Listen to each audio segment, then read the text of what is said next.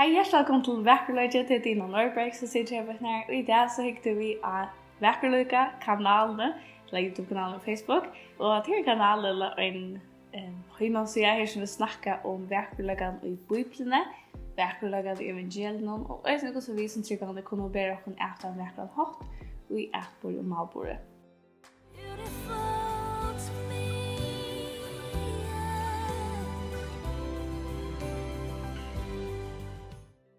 Og just nu så kører vi en serie i Filippibrævið, så vi gjør en gang på vers av gengen, og bare kæven gjør det, og bare få sånne godt gjør det med.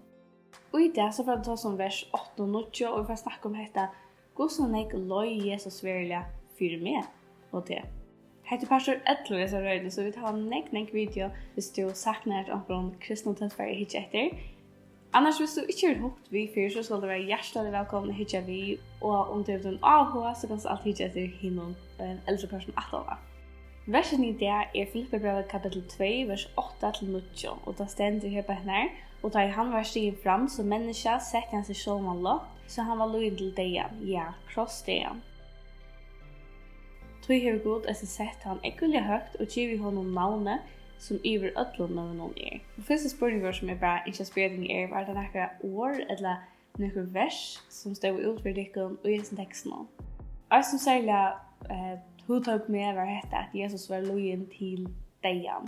Første verset som vi får granska er vers 8, og begge versene snikker oss om hvordan Jesus er et fyredømme for oss som er kristen. Hver pastor er som versen om vers 8 grøy fra hvordan Jesus var møyre og møyre eimøkter. Et annet ord for eimøking er mannminkan. Og det ganske lyser vel til som vi gjør til man er eimøkter, man er mannminkaver. Vi lærte oss sånnast at Jesus var villig å fære fra dård himmelsens, og at han tømte seg selv for akkurat skuld, og gjør det tjenere. Og for alt heter, så leser vi også at Jesus setter seg selv lågt. Det var ikke mysker støype eller neier døype, som Jesus ikke ville bodge seg nye for å bjerge okkom. At Jesus var lojen til krossdeian verster, at Jesus var lojen loja til endan, sjølt om det kostet en løve. Jesus han var som kjeppmæren i Matteus 13:6-4. Jesus var oss som om og selgde alt for å kunne kjøpe de dyrebærsopperene som er vid. Krossfestingen som Jesus lå i, var ta og er endan der i det, den mest vanviruslige hotteren at jeg kan døve om. I det så kjenner vi til golgar, forgifting, innspredning av gift, elektriske stølen og gasskrømmer, alt rævlige ting. Men ikke du kan sammenberes ved hvordan rævlig og vanvirelig krossdegen var, som øynene var atlaver kan man ringe seg brottsmannen. Men så rævlig desshotteren var gømt ur himmelsens beste, Jesusar. Og Jesus slapp alls ikke at dødja nekka naturlig enn deyða. Og jeg ikke for å løse en kjipri og jeg heter vi krossdegen om hvordan det var, og hvordan vi kunne skilja bedre hvordan rævlig det var. Så hvordan var Jesusar deyða, og jeg fornevner trutjar veruleikar om Jesusar krossfesting. Laknar, søvfrøyngar og fotenfrøyngar har granska ut i æser, ut i småluter, hvordan det var ved krossfestingene, hvordan det får fram. Her er en avretting som Jesus frivilliger valgte jeg ingen tjøknom. Alle granskare er samt om at Jesus lå i øynene til mest øndom og pøyne på til hatt noe ressing, som nærkende oppfunnet mennesken. Veruleik nummer 8. Jesus lå av overhåndstørre trångt og er den herskaperen byrjar. Jesus ber byrjen av hans synd. Langt og er en krossfestingen byrjar. Og er en krossfestingen byrjar, så visste han just hva han for en gang til han var aldri vidt han var god. Og da synes jeg vi ikke se man hvordan Jesus syrte. Og lakner mener det at han ber eikjenning av større, ikke større strångt. Nåtten og er en krossfestingene, så lærersvenner han i større pyno eller større trångt av oljefjallen. Jesus svev ikke alle nåttene, og han svarta og så blåstråpar stendet det. Jesus er så større strångt at det er smale blåakrene som sier det svarta kjærselen til brusto, og det er rundt nyer som blåstråpar. Jeg vil lese opp det Lukas 2:44. Hetta slæge over større strångt, det er et navn, og det vil kalla hema Titiotrosis, hva som sier det rett, men her er høyde. Så Jesus han var så liggande utkorter och strångt att han var i vandra för att vara kälk. Och kälk är nämligen övrigt som människor kommer att dödja av. Och liksom allt detta hände långt och åren härskapen började. Överrattningen allt det började. Nummer 2. Jesus var punter vid att vara huvudlångter vid romvärskom pushje. Så först så var Jesus huvudlångter av jötnon. Men aftan av att Jesus var huvudlångter av jötnon så blev han också huvudlångter av romvärjon. Og romverjar var tiltekning for at gjøre bekkene og huvudlångingar som var egentlig blåjar og som var gjørder til å skapa lojing. Og det hadde så pushkanar som hadde alt med spukst ut i enden som gjør det til at kroppen simpelthen ble skratter opp. Og tar sni gjør det, tar gjør det hese pushkanar til å skapa det verste lojingene at det kom til å umynda seg. Og som det lika med var sunderskraft, omframt allt detta så flattade den torrekunden som då pressade ner Jesusar hött. Och detta var alla till orekva, extra nekva nerver kring hötte, och det äldre till växande och otålande pyno, som tog man i rinko. Där är hese tingen som Jesus upplevde kunde lättliga haft eld till att Jesus döje. Så det var ekviliga ekvistligt och nekv pyna och nekver härskaper som Jesus upplevde. Alltså kroppen var ytla morslaver. Han var skåren och han blödde. Han fick gånga födsla i flera timmar och han miste nekva väter genom svarta och blåa. Så vi vet att Jesus är ekviliga dehydrerad. Han är lite tosta. Och omframt allt detta så var Jesus byen att bära sin egna träbjölka. Här är sålt dödja. Och vi kommer näst omynda om vad det innebär för en så ytla morsliga man att bära en bjölka fulla av flyson och oslatter. Och så säger att han var där i standen som Jesus var i. Och just detta som Jesus var i djögnom, det kommer vi läsa om i Isaias 3:3. Jag vill bara anfalla dig att läsa kapitlen och jag får bara ta några helt favers ur det här. Att han var särd för brott och för såraver för misskörka. Så Jesus var väldigt särd och han var väldigt såraver. Han kände också att han var ytla viffären, men bärda stittler. Och det kände också att han var villig herrans att såra han. Vi läser eisini, han var ikke fævur i unga dod, vi så han, men han sa ikke ut av egen takka til hans herre.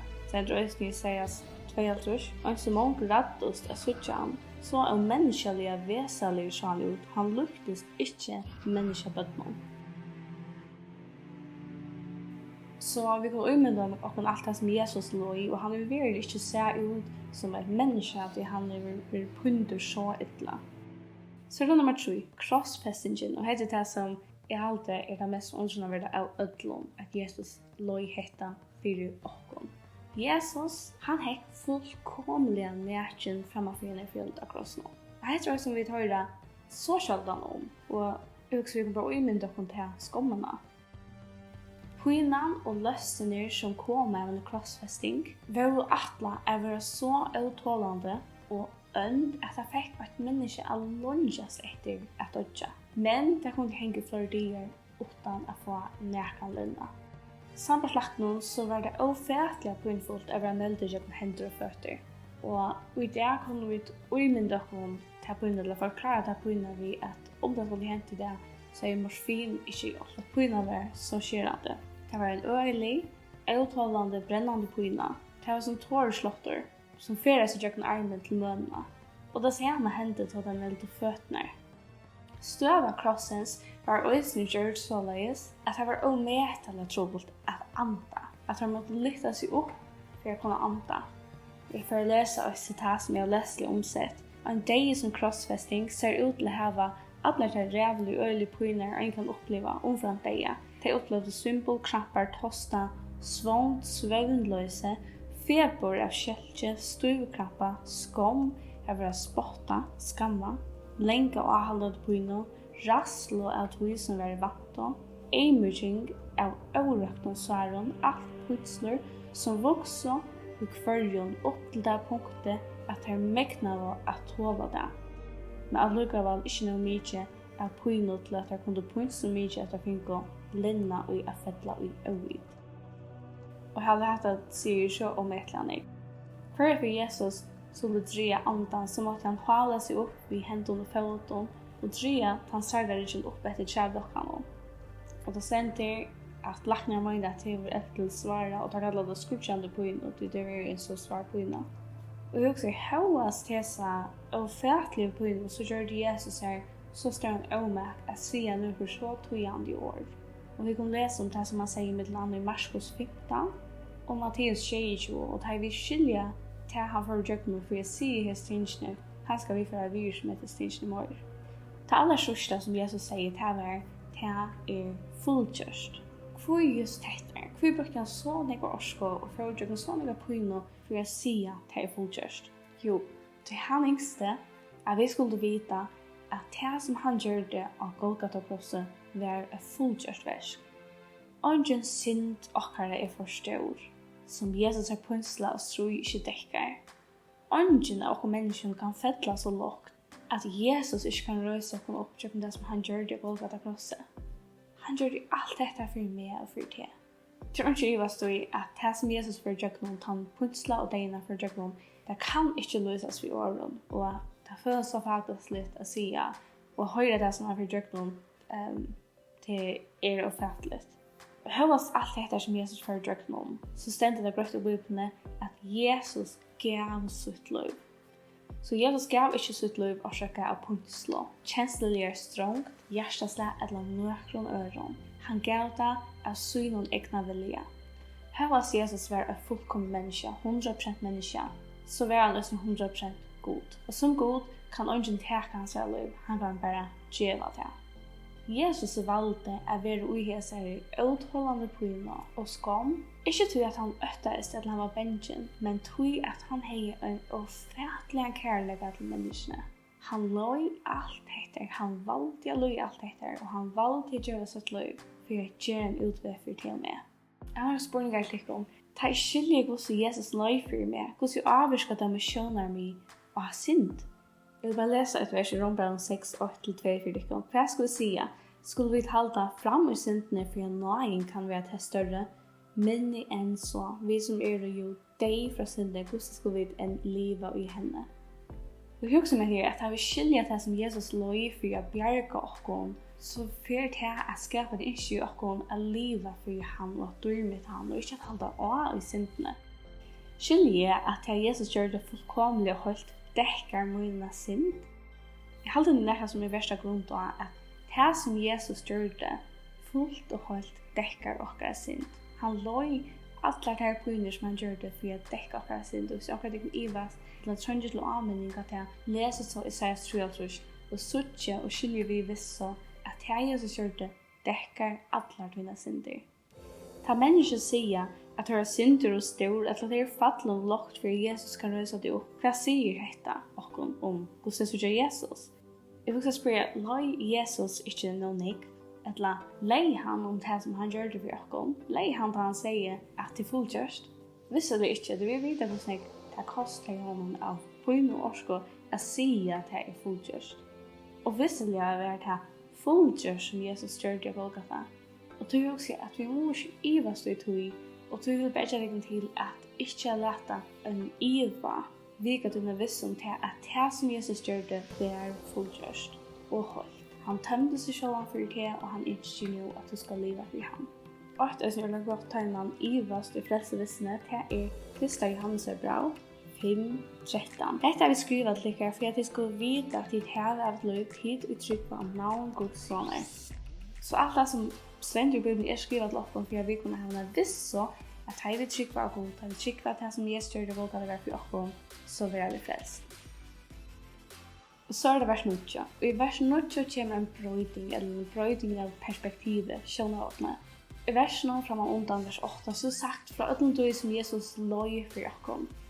Jesus gikk han av løy som var fullkomlig uskjølsøkjen. Og han gjør det til ikke for å lese seg selv høyt, men for å vinne oss. Så Jesus eimøkte seg selv. Jesus sette seg selv lagt. Men vers 9 høyker at vi som god nå har gjørst. Jeg tror at Jesus sette seg selv så lagt, så er vi god valgt å sette Jesus høyt. Jeg tror at han ikke tror etter å ha et størst navn, så er vi god å gjøre noen navnet iver ødelen. Jeg sanger sier, at navn iver ødelen ørnøvnen. Det navn som god til frelse og gav. Det sunnje om atlan høymen, iver land og iver hav. Himmelsglema navnet Jesus, ta navnet som av ödlon ber. Ty ikke annan navn kan frelse og djeva, ikke navn som Jesus Jesus bøkte seg knæ og i tjeneste for ånder, og så er god avgjørst at hvert knæ skal bøkjast for Jesusar. Så hva sier dette med kristne i Filippi og åkken og i det? Jo, ta lærer oss mennesker at veveren oppetter veveren etter.